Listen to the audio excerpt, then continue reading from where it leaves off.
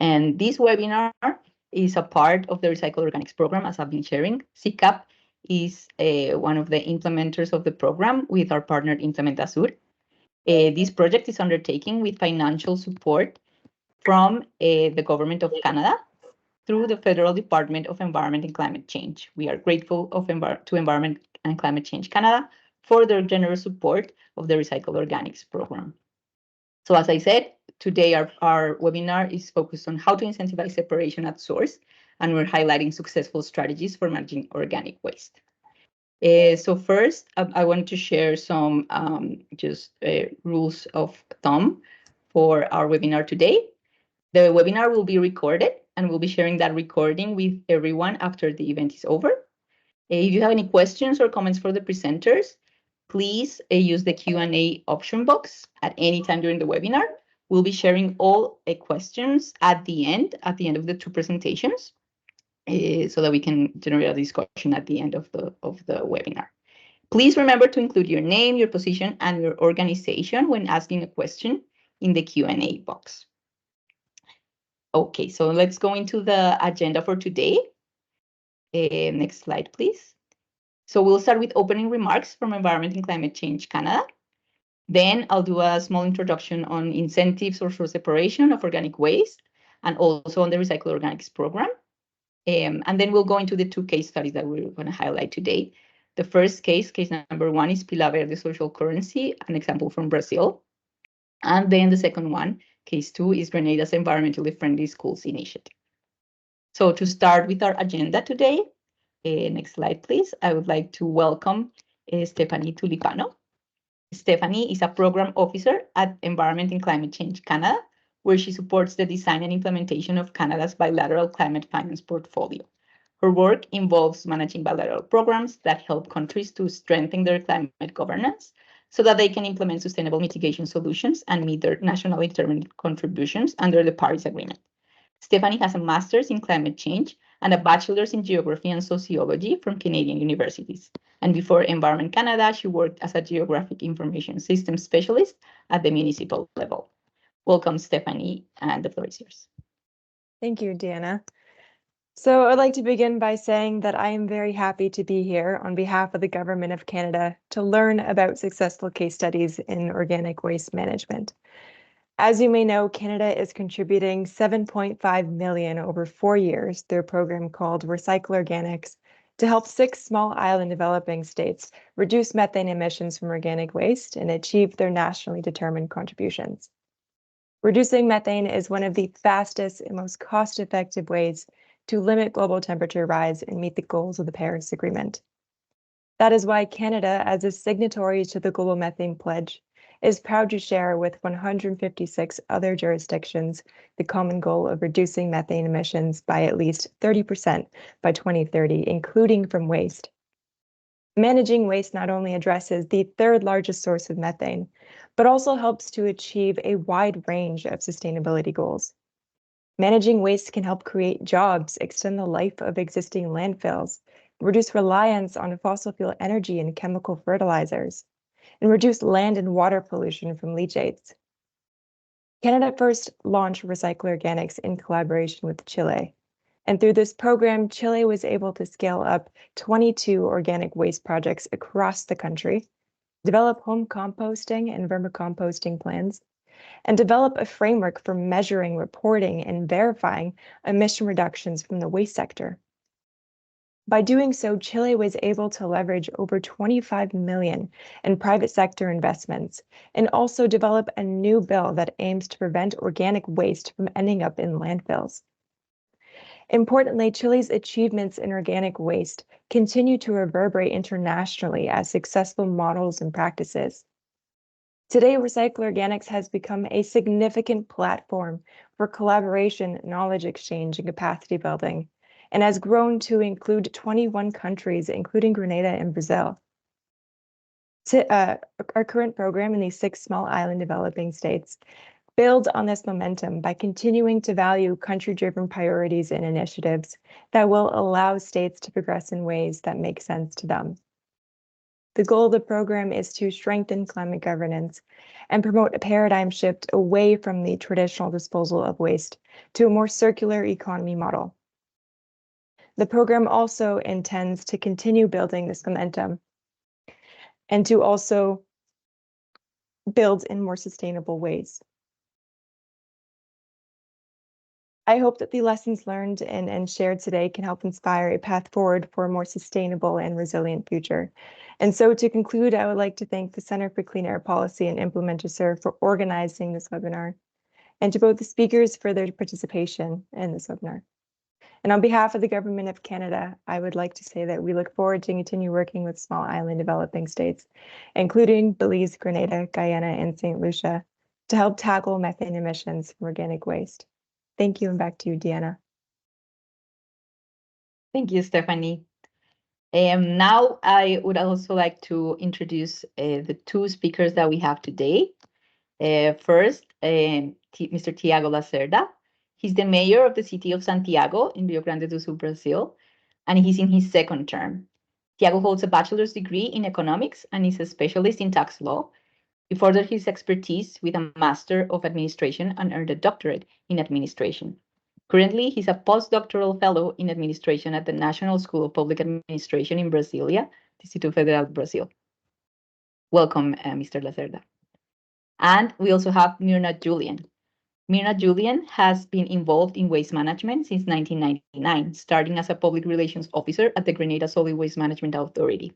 With expertise in media studies and a background in broadcasting and television production, she has utilized her skills to raise public awareness and educate the community about sustainable waste management for the past 25 years. Currently serving as communications manager, she has implemented various initiatives to promote stakeholder involvement, waste diversion, and public education, including waste separation, composting promotion, and introducing solid waste education in schools. With previous careers in teaching, air traffic control, and nutrition, Ms. Julien brings a diverse set of experiences to her role, enhancing her effectiveness in waste management in education in Grenada, or waste management education in Grenada. Welcome, Ms. Julien. So to get started with our agenda, I'll do a brief introduction of the Recycle Organics program and then go into the incentives that we've identified for source separation and organic waste and key recommendations that we've worked on and we've identified with local communities that are working on these types of initiatives through the work of Recycle Organics program. So as Stephanie mentioned, the support for the Caribbean and Pacific Recycle Organics program is provided by the Government of Canada. And the main objectives of the support are to reduce the greenhouse gas emissions and increase climate resilience in the waste sector, strengthen that national and local capacity to identify sustainable mitigation actions, and support these beneficiary countries in climate mitigation efforts to achieve their NDCs and the targets on their NDCs under the Paris Agreement. The Recycle Organics program, next slide, please, has three main components and aims to support the creation of enabling conditions to accelerate action on the ground. So the three main focus areas that we have is our public policy first.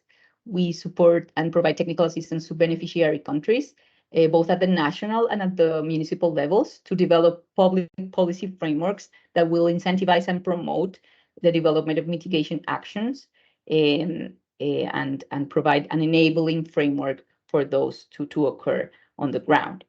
The second focus area is accelerating project portfolios. So we develop projects and identify project portfolios for the beneficiary countries, support them with technical assistance, developing pre-feasibility studies, but also trying to upscale initiatives that are already ongoing and developing business models for them, for instance, and trying to accelerate that action on the ground as well. And the third component is a component that's more focused on knowledge sharing, on raising awareness, and which this webinar is a part of. The idea is to provide our beneficiary countries and other stakeholders with settings and opportunities to exchange best practices, to exchange experiences, and to share programs that have been working successfully on the ground so that it can hopefully inspire other countries to advance the work on waste management and specifically on organic waste. Next slide, please. So going into the key findings on terms of incentives and the lessons learned that we've identified recently, just to share with you, we've started analyzing some successful case studies that we've identified, like a dozen of them in Latin America and the Caribbean. These case studies are municipal level initiatives mostly that are working with organic waste and that have successfully engaged communities into separating organic waste at the source. These are programs that range from programs that have started or run for 5 years until even 2 decades. So these are programs that are set already and are working currently.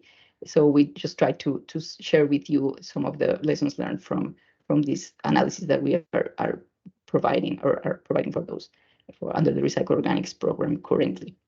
The first type of incentive that comes to mind is probably economic incentives. Of course, the reduction of fees when you separate your organic waste, if you have set up tariffs and you can provide a reduction on those fees or tariffs for users that separate organic waste, then that's an incentive that works pretty well to increase participation and increase correct separation of waste. You can also be done as providing free services for organic waste management. For instance, the city of Buenos Aires in Argentina provides a free collection route for specifically organic waste from restaurants, for instance. So this has, of course, enhanced the participation of this commercial sector section of commercial sector generators to participate in organic waste separation at source. Another option is giving economic incentives in terms of giving monetary value to organic waste. So trying to set up an exchange rate kind of for when users give organic waste to the municipal governments and giving them a currency that can be used then to access products or services within the local communities is a very innovative example, and is the first one that we're going to share today through the Pila Verde example in Brazil. So please stay connected to hear this very innovative way of providing an economic incentive for source separation. And then all of these, of course, are based on having a tariff that already exists, so reducing fees or providing services that are free now that were not free before. And this is kind of a challenge for many of our countries and the municipal governments in them, because then the question arises, where's the budget coming from to reduce fees, to provide a free service when the service has a cost, no? And many of the municipal governments initiatives that we've been studying have that source of budget that supports those programs is actually the avoided costs in transportation and in cost of final disposal operation at the landfill because of the reduction of organic waste that's arriving to those places. So part of the resources to fund these initiatives comes from those avoided costs when you're strategically setting up the place where your composting facilities is going to be compared to the waste disposal facility, and avoiding costs and reducing transportation costs and avoiding costs finally for waste disposal is one of the ways that these are provided with budget for reducing fees or providing free services, for instance. But another way of having economic incentives is also setting up sanctions or penalties as a disincentive to generators that are not separating well at source. So some of these sanctions, of course, will require a very robust setup in terms of enforcement so that you can identify the users that are not separating correctly. And we've seen in some of the cases, for example, in Cajica in Colombia, that actually when the municipal government collaborates very closely with the local communities, with, for example, neighborhood associations, with apartment apartment complex boards, excuse me.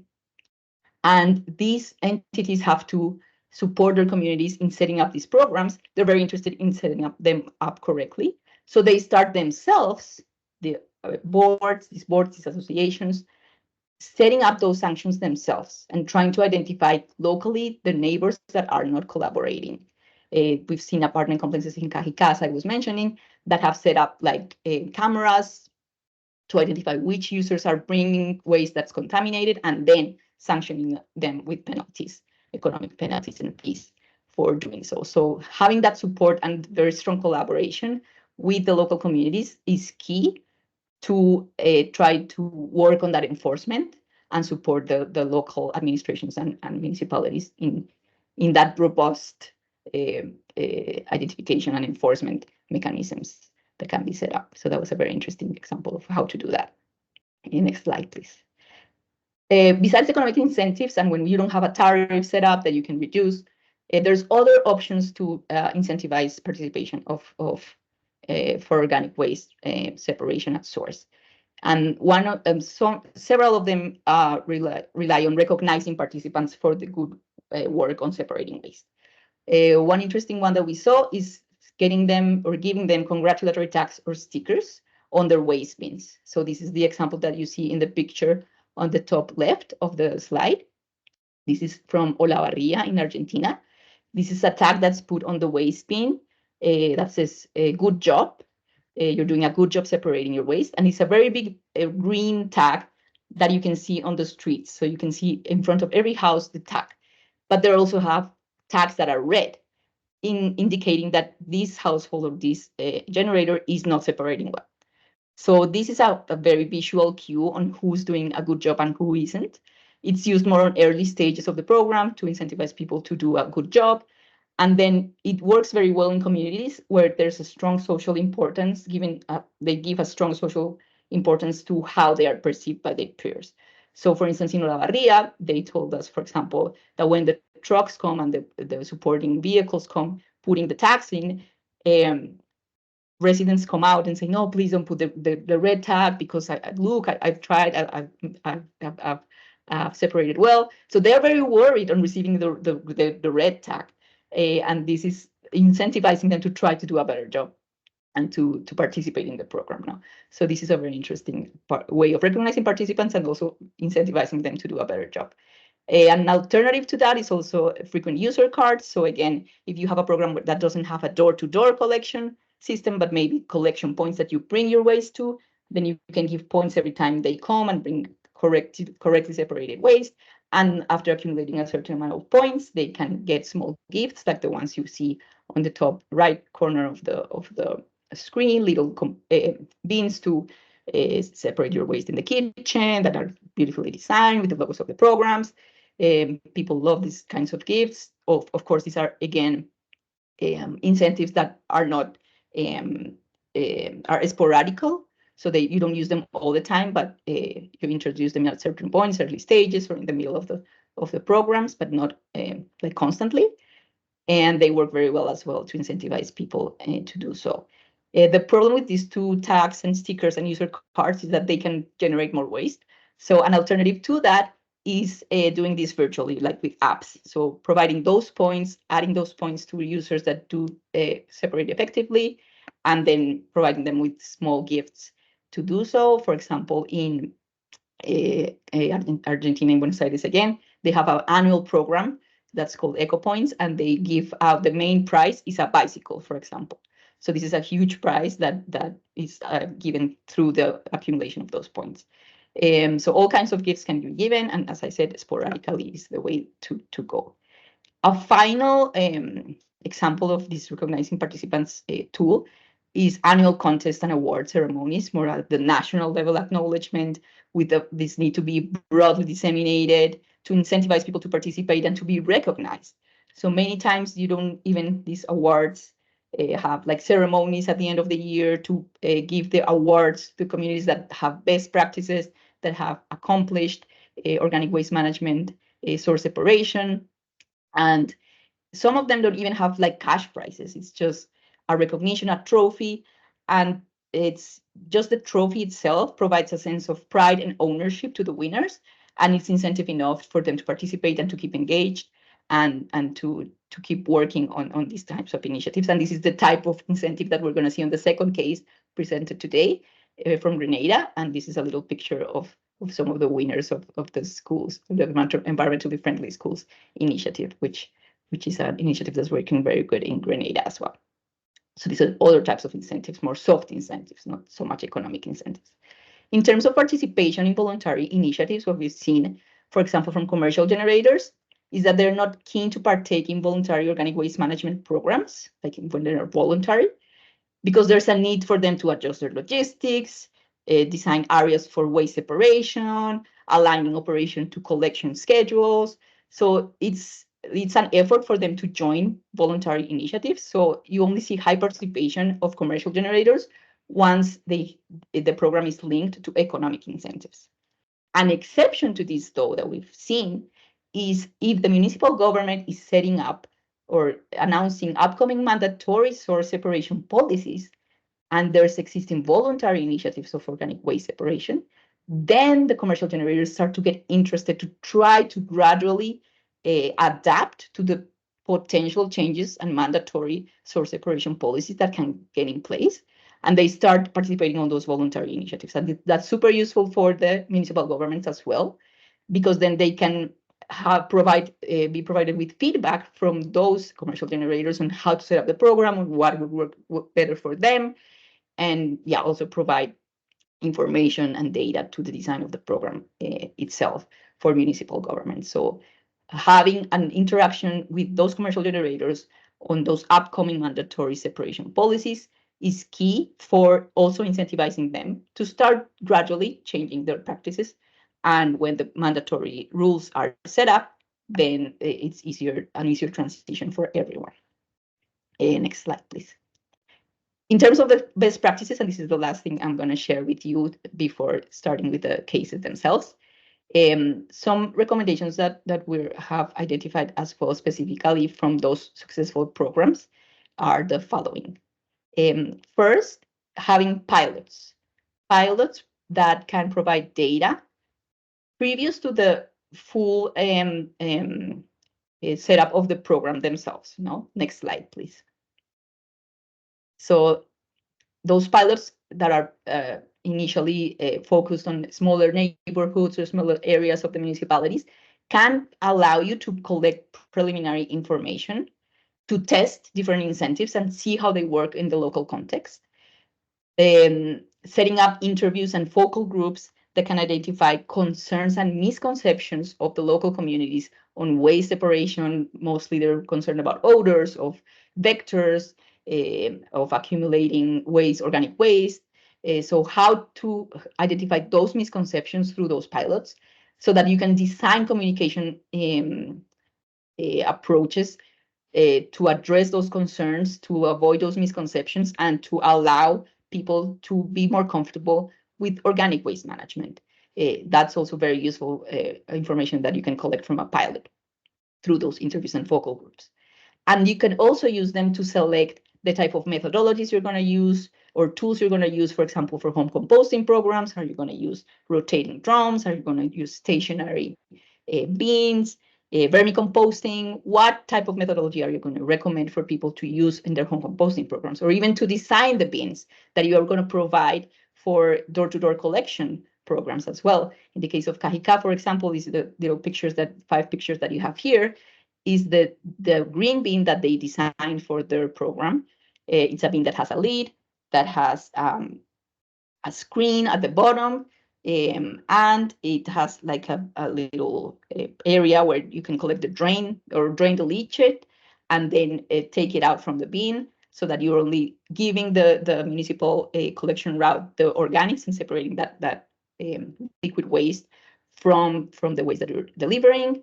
Then they use the bokashi method, so they have these little bags of this powdered additive that you layer with the layers of waste, and it reduces odors, it helps enhances the process of biodegradation. So all of this was designed within the pilots that were developed in Cajica. So that's also another thing that can be done with pilots, so that you can upscale them then, and having tried different things beforehand, before really setting up the program.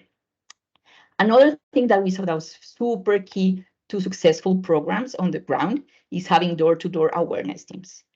These teams are like teams of people that are specialized in talking to residents or talking to commercial sectors disseminating information, printed materials, and giving them online tools where they can solve more questions and learn how to do organic waste management on their premises. They also distribute equipment for home composting activities, bins for door-to-door collection programs, additives, as I showed you before, and they conduct inspections also along collection routes to identify users that are not separating correctly, and then targeting communication and education programs to them so that they can improve the quality of organic waste that's collected. Next slide, please. Regarding these door-to-door awareness teams, it's also important they have approachable outreach vehicles, like the one in the bottom picture, that's from Olavarria. The one on the top is a picture of Buenos Aires, where this is more the collection point, where the setting has also very bright colors, information on how to separate. The staff is specialized, as I said, by generator type, but by profile. There's even municipalities that have scripts for their staff of the door-to-door awareness teams on how to address concerns from skeptic type of profiles, where people that don't want to participate, like what kind of benefits that you can share with them, how to, again, provide information for misconceptions, and try to bring them into the program. Also, for example, in La Pintana in Chile, they provide information of other municipal services, not only waste management. And this allows the teams to be more welcome into people's houses, and people feel that they are not only asking them to do something, but also giving them information on other things like health, education opportunities in the municipality. And this allows them to feel more a part of a community and part of an effort, and wanting to collaborate as well in organic waste management, because they feel they receive support from the municipality in other types of things as well. Finally, since these door-to-door teams have so many responsibilities, and this might be a challenge with capacities of municipal governments, many of the successful programs that we studied actually outsource these awareness and communication activities to external companies that are experts in behavioral change, in communications, and that are able to generate that engagement from local communities in a very, very effective way. So this is something that can be done at several levels, outsourcing fully the whole program, or just parts of the awareness and communications is something that we saw very much in many of the programs that we analyzed. So I wanted to end with that, and then we can continue with our presentations. I hope this was useful. We'll be sharing this also in an upcoming knowledge product from Recycle Organics program, so stay tuned for that as well. Thank you very much. Now we can go ahead with the first case study that we're going to have, and I want to welcome Mr. Tiago Lacerda, Mayor of the City of Santiago in Rio Grande do Sul, Brazil. Welcome, Tiago. The floor is yours.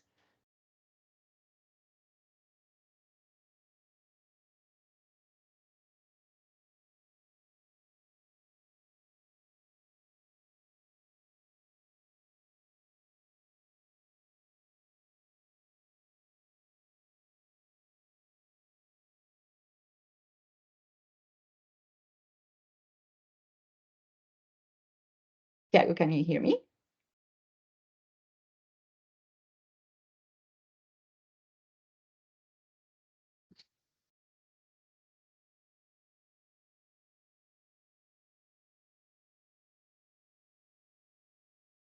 I see your mic is muted. Maybe that might be the problem, Mr. Lacerda.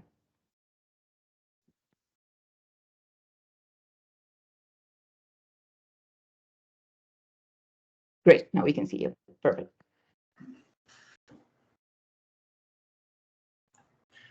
Hello, my name is Tiago. I'm Major Santiago, Brazil. My English is not fluent. At times, I will need Kyle's help. Yes? Perfect. I can help you too. Thank you, Mr. Lacerda. I will present the Pila Verde project that we developed in our city. Pila Verde arose due the need to dispose of organic waste directly at this source, thus eliminating the cost of collection, transportation, and disposal, and landfills. It generates resources at the source, being an excellence example of economy circular. Farmers, population, and the public authorities directly benefit for the project.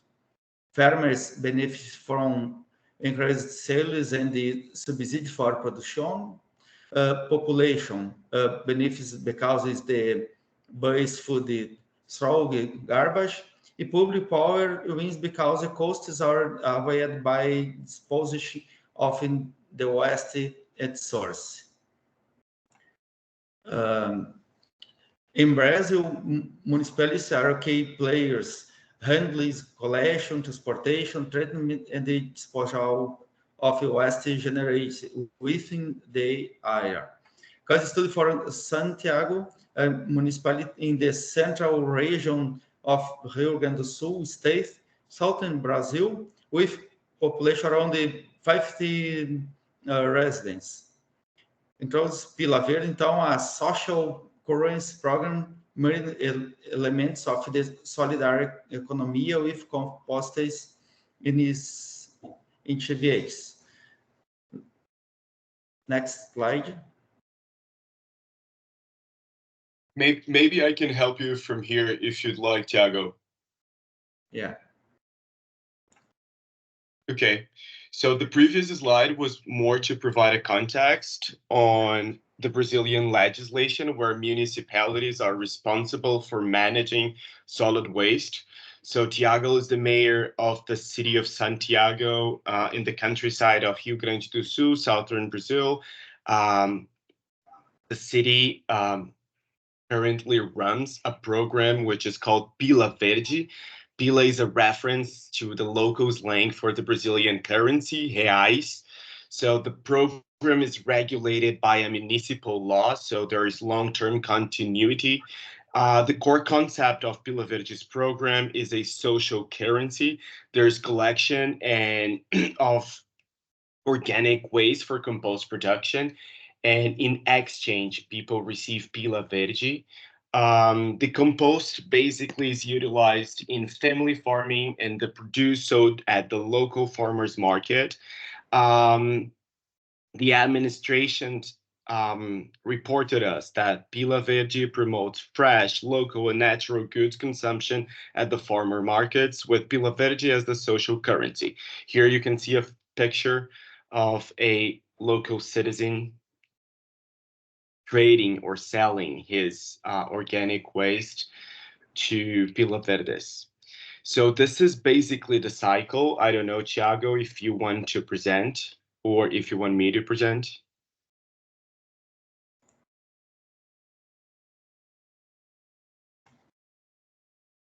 Okay, I'll do. So citizens can drop off their organic waste at any of the 9 voluntary collection points, which is PEVs in Brazilian Portuguese, across the city. So basically, if I'm a local citizen, I can just walk to one of the 9 collection point PEVs and just drop off my waste. For every 5 kilos of organic waste which is disposed, citizens receive 1 Pila Verde. 1 Pila Verde has the same value as R$1, so it's basically 0.20 US dollars. This Pila bills can be exchanged at the local producer fairs for various items such as vegetables and fruits. So I'm, as the citizen, I have the organic waste, I exchange at one of the PEVs, and then I have the bills to buy at the local farmer. The local farmers who received and rural producers who received the Pila Verde at the market fairs, they use those coins to purchase organic fertilizer and seedlings from the public administration, because the public administration, the municipal level, they are the one running the composting systems. So the fertilizer is then utilized in the local production process. And finally, the locally grown fruits and vegetables will be sold and consumed within this community, Santiago, completing the sustainable cycle. So it's a pretty much circular economy program. Of course, they orient the population on what can be dropped off and what cannot be dropped off at the PEVs. So leftover fruits and vegetable, coffee grounds, eggshells, leftover raw food, and yerba mate, which is also very popular in southern Brazil, can be dropped off at one of those paths. 9, if I'm not mistaken, just let me get back here. Yeah. And what cannot be dropped off is prepared food, meat, wood, cigarettes, bread, leaves, and animal feces, which is usually all across the world, something that generates some sort of doubt. These are the Pila Verde notes. They kind of remind the Brazilian reais notes, but they do have a specific and different animals. They have specific different sizes, but they do remind a lot of the Brazilian reais notes. So you have 1, 5, 10, and 20 Pila Verdes as those notes. The drop-off points, the paths, as I've mentioned, these are itinerant and they serve approximately 15 neighborhoods from Monday to Saturday. So high school students from municipal public schools, they work at those paths for 4 hours daily. So from Monday to Friday, it's from 9 to 11. And then there's a second term from 2 to 4 p.m. And Saturday, those paths are open from 8 to 10 a.m. So students receive a monthly payment of $100, which is the, of course, it's not US dollars, it's the equivalent in Brazilian reais from the Santiago City Hall. So the public administration is hiring those students to serve as the ambassadors of the initiative, and they are also doing the trade transaction. So basically, these students are informing the public, they're weighing the bags, and they're facilitating the waste to Pila transactions. Here's a picture of some of those students from 2022.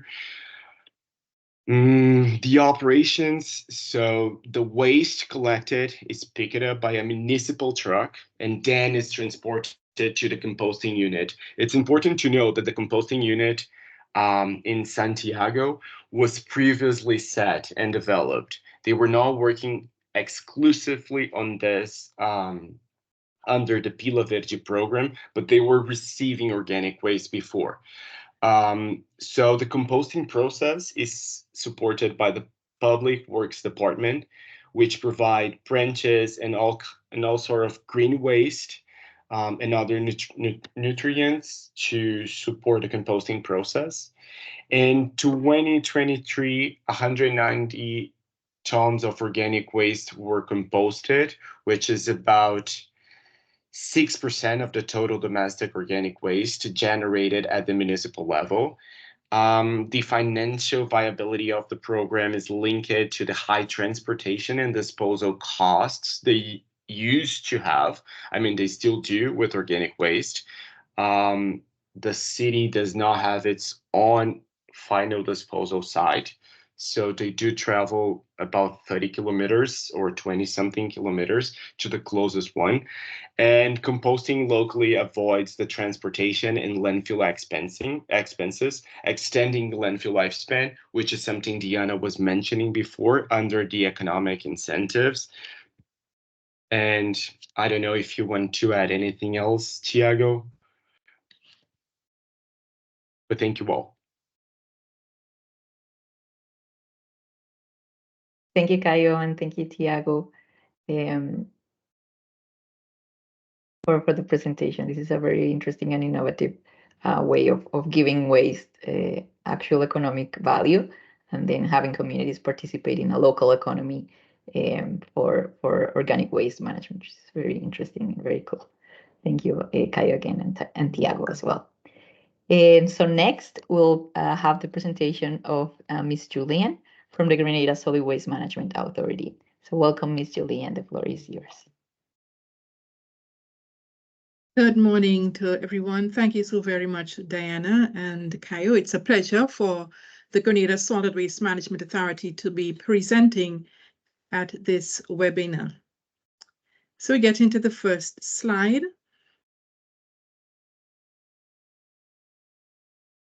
Okay, so in this presentation, just to we would give you an idea as to the Grenada Solid Waste Management Authority, what we are, what we're about, what we do, what is in our waste stream, and how we are addressing what is in our waste stream.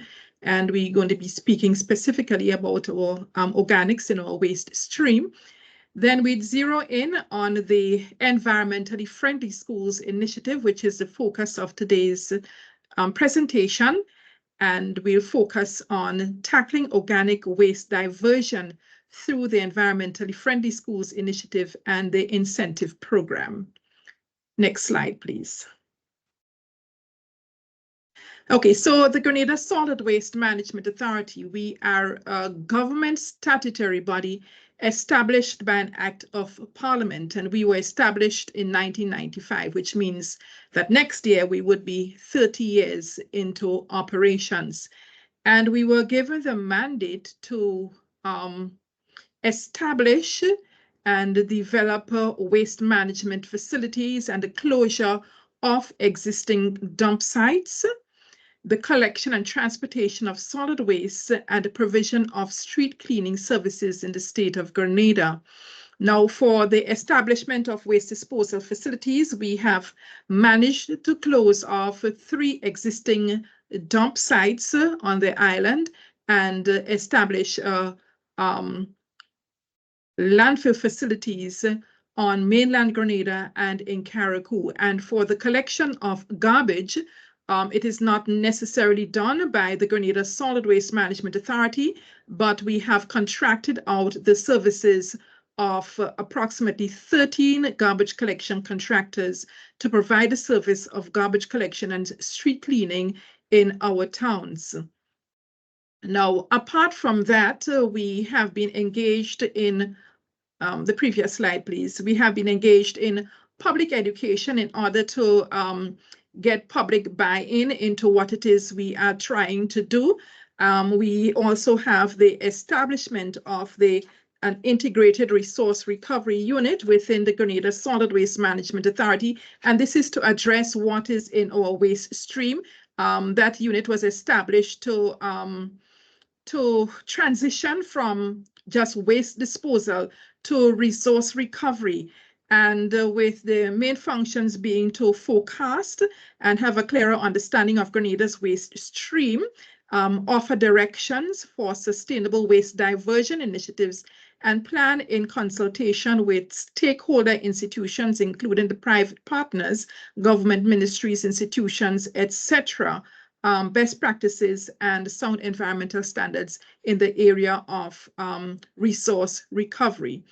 And we have been having quite some challenges in terms of getting our mandate, meeting up to our mandate in terms of things like illegal dumping, littering, etc. So we recently established within the authority an enforcement and compliance unit. So to understand what's in our waste stream, next slide. Right, so from the time we were established and we started documenting the figures of waste arriving at our landfill, we, in 2001, recorded approximately 29,000 tons of garbage.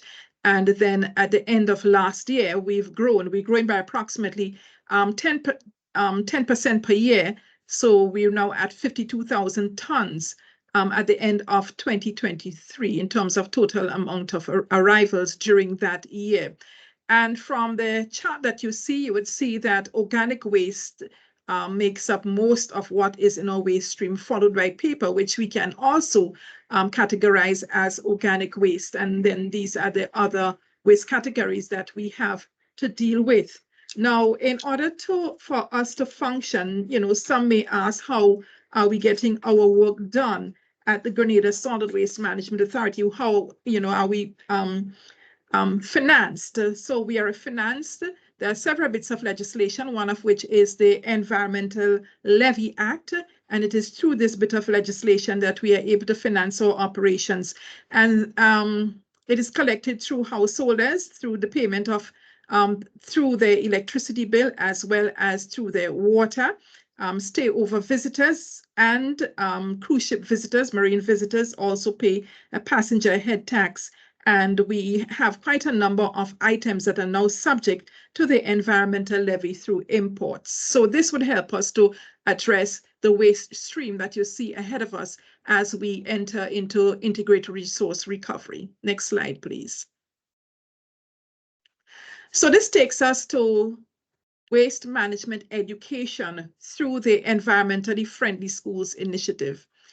It's all about helping children to learn more about waste management through involvement, creativity, outreach, and fun while you learn.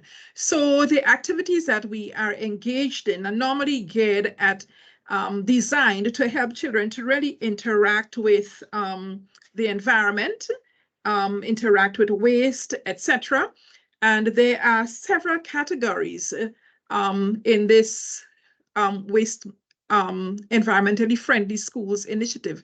There are 10 categories that the students participate in, and they also participate at 3 different levels. So they're judged based on these 10 categories, as well as the levels of pre-primary education, primary level education, and secondary level education, so that we try to reach the students from the time they enter the school system to the time they leave, so as to help to inculcate positive attitudes in them towards the environment, and especially waste management. And our general theme is environmental education everywhere for everyone in all of the initiatives.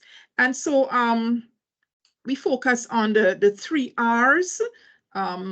We look at the things like the impact on tourism, you know. So in the 10 categories, we have, for example, the best overall school, best solid waste education project, you know, you educate your students, and as well as the public. So we have best public education. They're also required to go out to the public and educate the public. Best kept school, best waste diversion or recycling project, best composting project, you know, best PTA project, best community project, and the list goes on. So there are 10 different categories. So we're now zeroing in on the composting component. So next slide.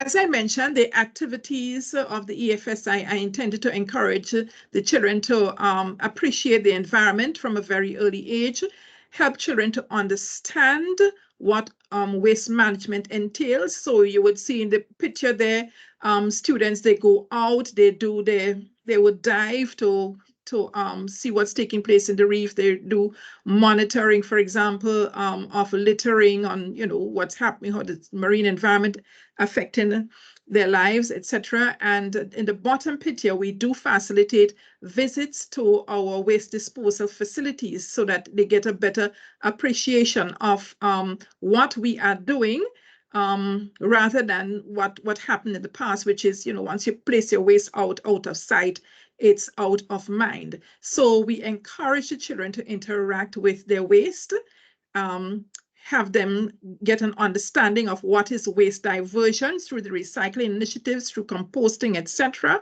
What's achievable locally is critical, and where the rest of the world is heading. So it puts them in a position to understand where we are in terms of waste management, where we are in terms of our waste streams, what is in our waste stream, the types of waste, etc., and how the world is changing, what's happening in other countries. So we share information as to, you know, the various interventions that are happening. For example, out of today's presentation, I was pleased with the red tag and the green tag that Diana mentioned, as well as the Pillar Vida circular system. So these things, you know, we share information as we get it. We use this school system also for the purposes of changing communities. And so we know that the schools, they are located in communities, they are part of the community. So there is also community involvement in the Environmentally Friendly Schools initiative. Next slide.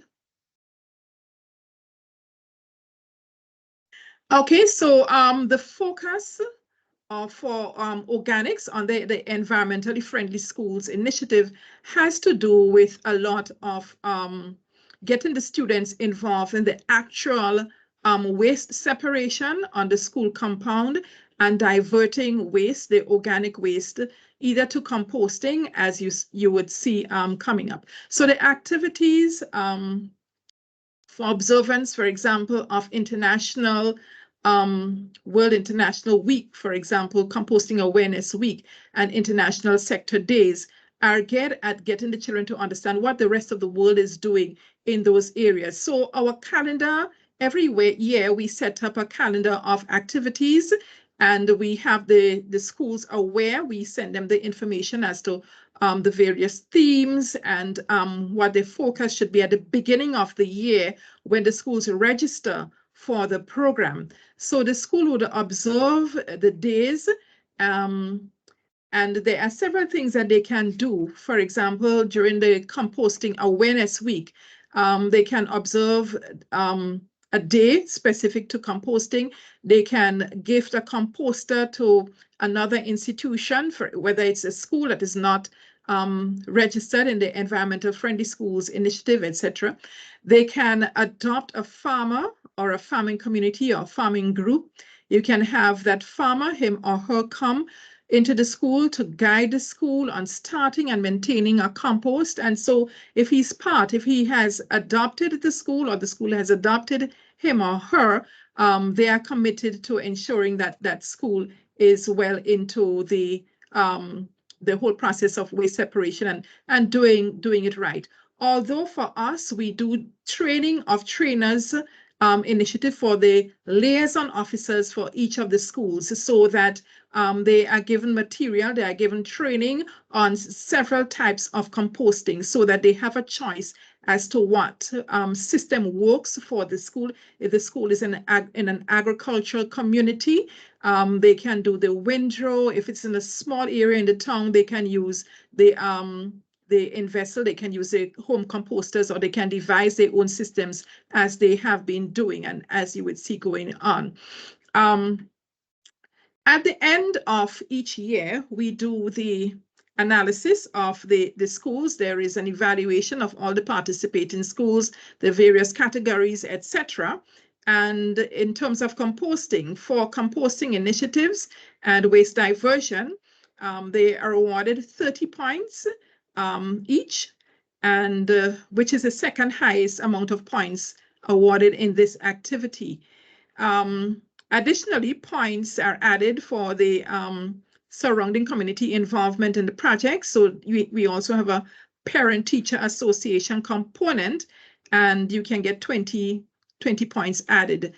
And there are prize awards, there are cash awards that are given. Previously, we gave agricultural tools, but because we have quite the number of schools registered has grown over the years, it has become very difficult to give those packages because the packages were very huge. However, they get approximately $700 for each category, and that's quite a lot of money in EC dollars.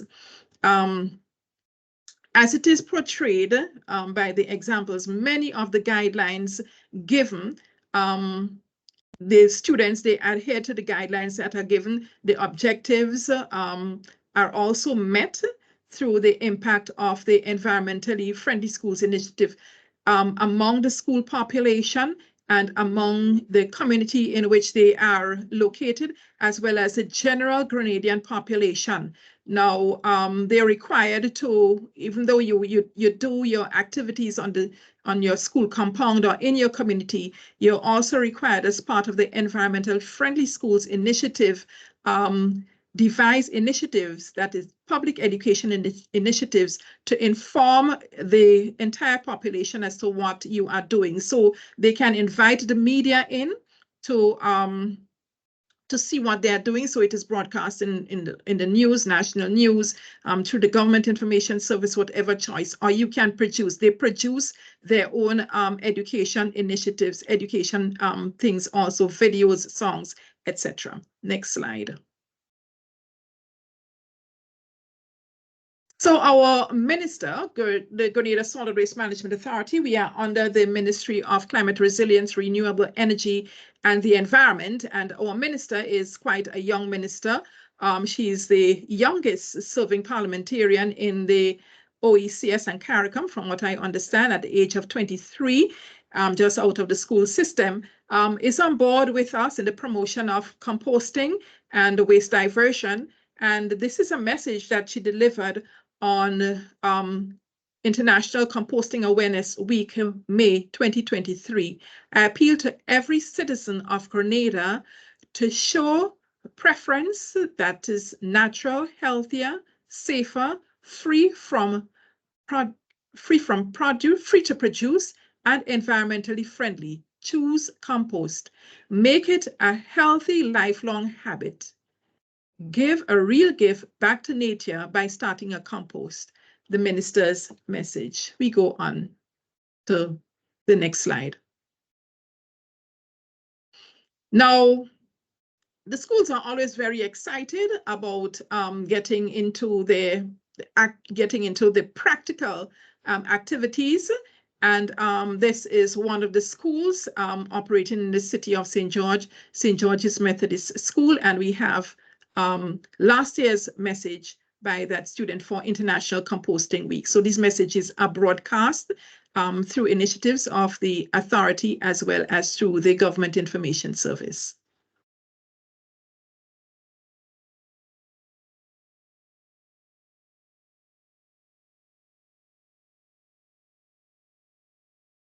Aya, maybe you have to open your mic so we can hear the sound.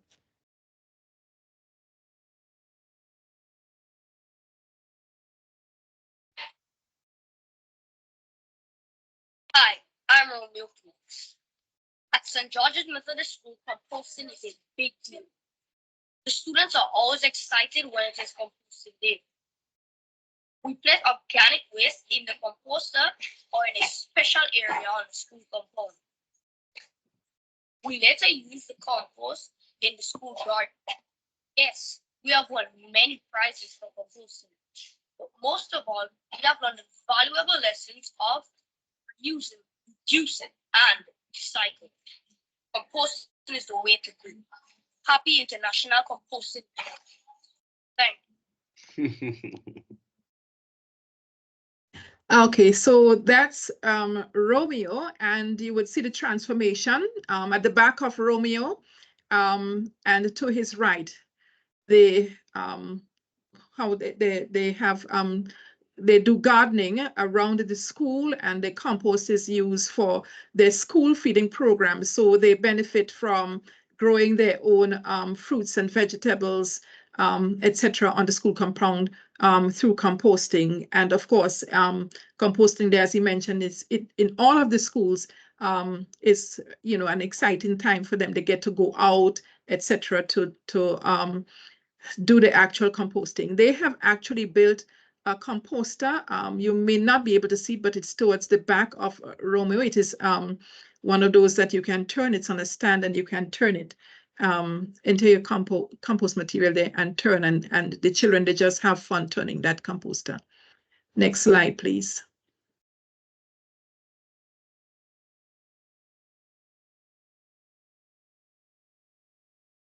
So in order to implement this project at the school level, we have had the support of the Ministry of Education and, of course, our ministry. There are a number of stakeholder institutions supporting us who have helped in the implementation of the Environmentally Friendly Schools initiative. We have seen increased participation. When we commenced in 2002, this initiative, we started off with 9 schools, and the program has since expanded, reaching a notable milestone in 2020 of 56 schools. Now, I said 2020 because we had to suspend the program in 2020 due to COVID. We could not interact with the students physically, but we did just as we're doing now through these webinars and keeping in touch with them. We have had 100% participation of schools on the island of Carriacou, which is one of the sister islands, 8 of the primary schools and 2 of the secondary schools there. 100% of food waste diverted towards animal feed. So apart from composting, the Carriacou has it's a dry island, very small, very dry, and animals find it difficult to get food at times. So they have to, the schools, they through the school feeding program, they send the food waste to farmers to feed the animals.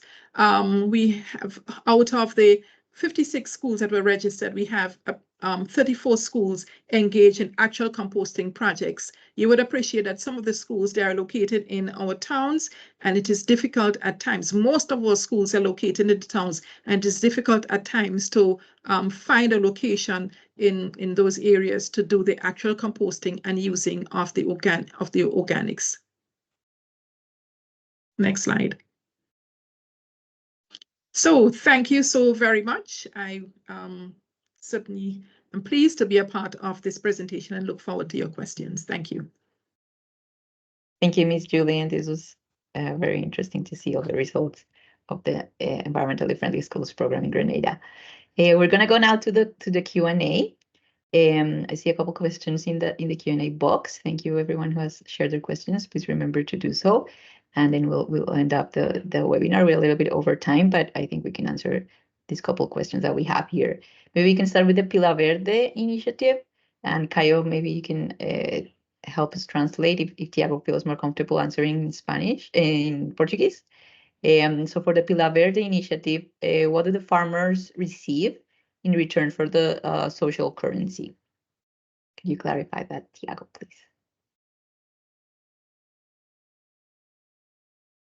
I'm here if you need help, Tiago.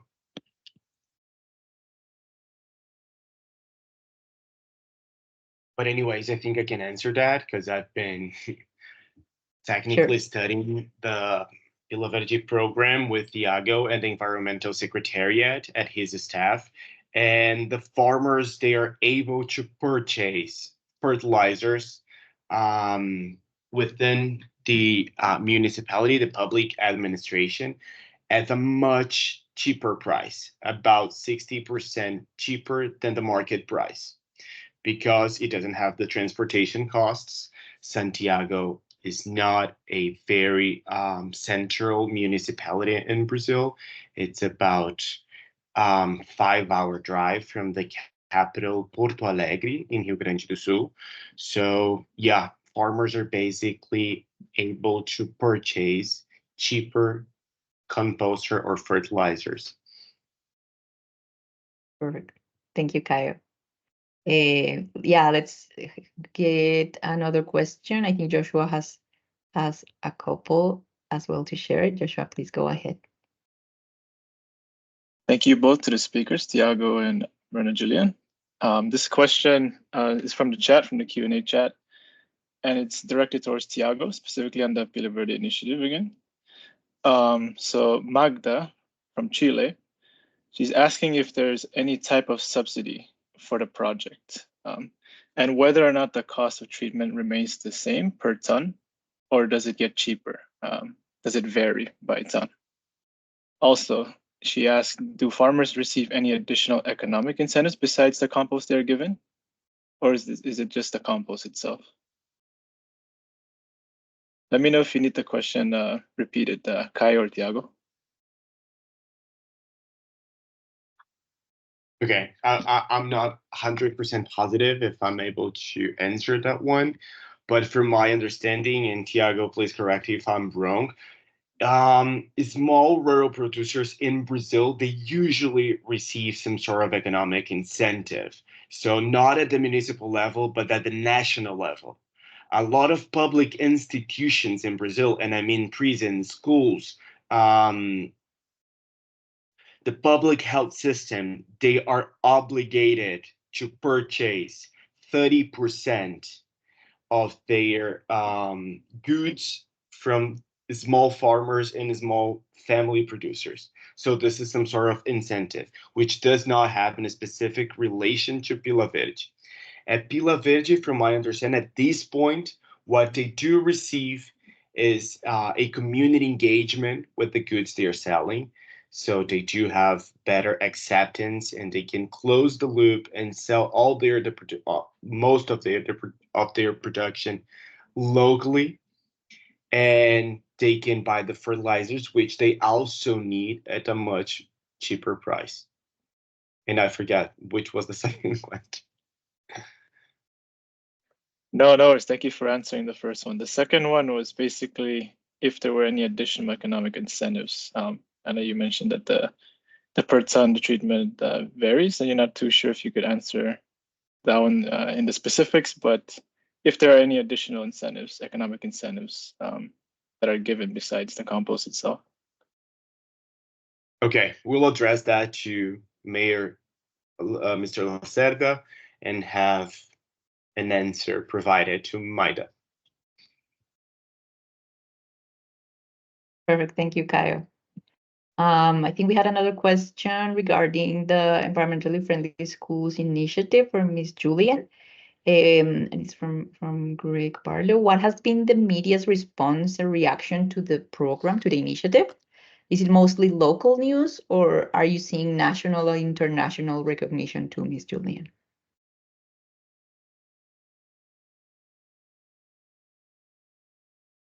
Thank you. Yes, it is mainly local. The media, they provide quite a lot of coverage for all of the activities that the schools are engaged in. They're also hosted on some of the live programs. The students get to share their promotional initiatives.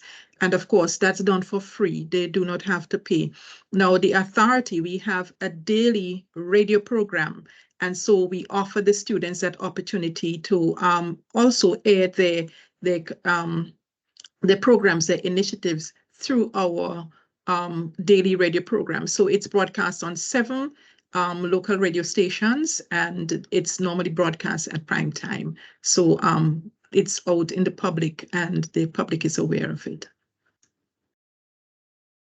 Perfect. Thank you, Ms. Julien. And maybe one last question for you as well. Like from the incentives that you have set up, besides the cash prizes, what else do you think has been key to incentivize schools to participate and keep participation year after year? What do you think has been the incentive that has worked the best, or why are they participating constantly every year? Okay, so the schools, there's normally a top award. So the schools would strive for that top award, top recognition. But you can get, based on our points scheme, you can get gold, silver, or bronze awards. Now, the schools, and at the end of the assessment period, we have the categories, the point system, and we are able to determine whether the school gets a gold, silver, or bronze. And normally, if a school gets a gold award, they would like to remain gold. So they, would always try to better what they have done the previous year. So nobody wants to move from gold to silver or silver to bronze. But if you are at bronze, you would want to move up. Right, you're a starter. You learn about what's in the project and what the other schools are doing. You may start off as a bronze and jump to gold the following year. So the whole idea of sticking to gold is, for us in Grenada, for the schools, it is like the Olympics. You have to stick with your gold award and that recognition. And so, when the time comes at the end of the year, when we have all of these sports awards going on, etc., they want to know what's happening with the Environmental Friendly Schools Initiative. Who is the top school this year? So they have to strive for that and to maintain that in that position. Perfect, great. That's very interesting. I think we've seen that also in other national awards, where like just participants don't want to lose their status that they had before and bring more recognition to themselves and keep that status of gold in this case. Thank you so much. That's very interesting. Well, thank you everyone for your time and for participating today. We don't see any more questions in the Q&A box. These have been very, very interesting cases that we've been able to highlight. And as I said, we will be sharing some key lessons learned from these 2 and the other cases that we've studied. That I presented results at the beginning of the webinar. So stay tuned for that. We'll share also the link to the recording and the knowledge product that we produce from this set of webinars. So thank you everyone again, and have a great day. Take care. Bye. Thank you. Bye.